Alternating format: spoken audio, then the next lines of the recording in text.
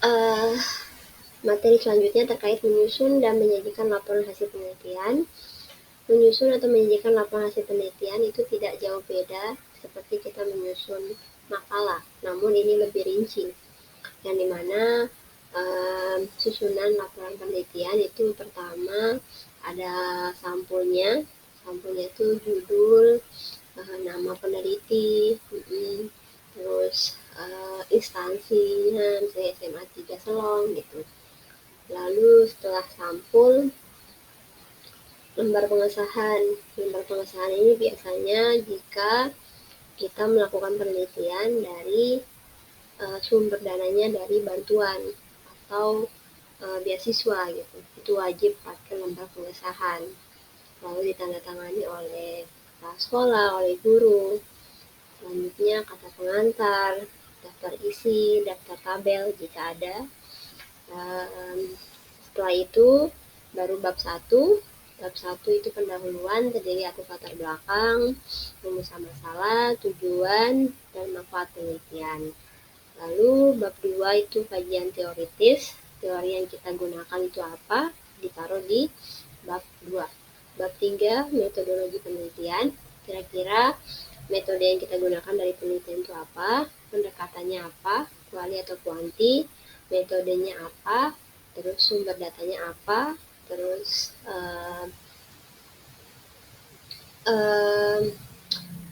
lokasi penelitiannya di mana, dan bab 4 itu hasil dari penelitian. Hasil dari penelitian, bab terakhir baru penutup.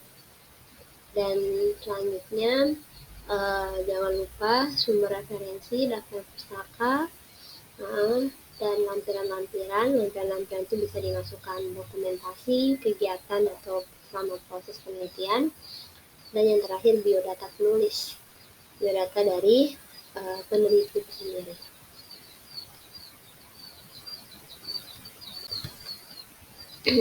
Yang terakhir yaitu mengkomunikasikan hasil penelitian. Mengkomunikasikan hasil penelitian bagi sederhananya adalah mempresentasikan hasil penelitian, baik menggunakan presentasi secara langsung, digital, ataupun pameran. Jadi presentasi itu ada beberapa pola. Yang pertama presentasi secara tim ataupun individu. Presentasi secara tim berarti langkah yang harus dilakukan. Pertama, pembagian tugas atau peran dalam menyampaikan hal-hal yang akan dipresentasikan. Mulai dari moderatornya, selanjutnya siapa yang menyampaikan bab 1, bab 2, bab 3, sampai bab terakhir. Dan selain itu untuk mendukung presentasi, perlu adanya pelatihan dalam menyesuaikan waktu presentasi.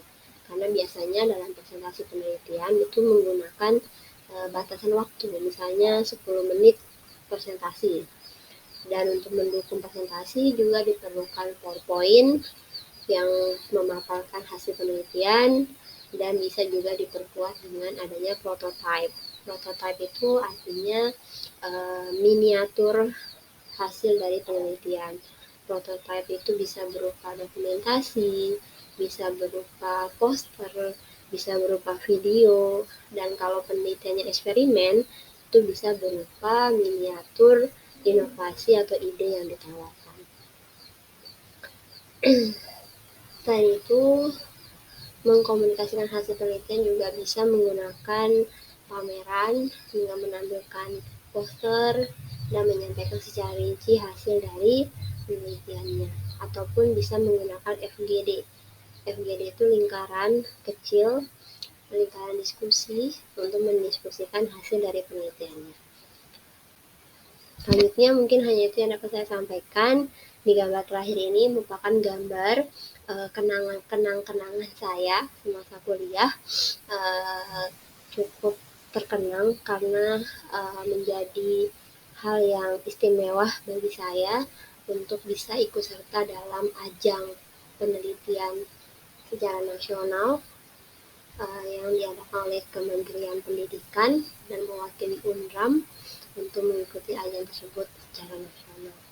Ya, mungkin itu saja yang dapat saya sampaikan, dan semoga bisa mudah dipahami, dan apapun yang saya tuangkan di sini semata-mata untuk saling memotivasi, dan saya harap materi penelitian sosial ini juga menjadi menggugah semangat atau motivasi anak-anak sekalian untuk memiliki minat belajar menulis, belajar ikut dalam penelitian atau belajar, karena menulis dan penelitian itu dua hal yang saling berkaitan.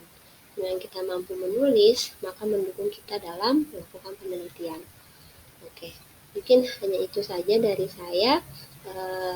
Setelah ini akan saya sebar. Terima kasih. Wassalamualaikum warahmatullahi wabarakatuh.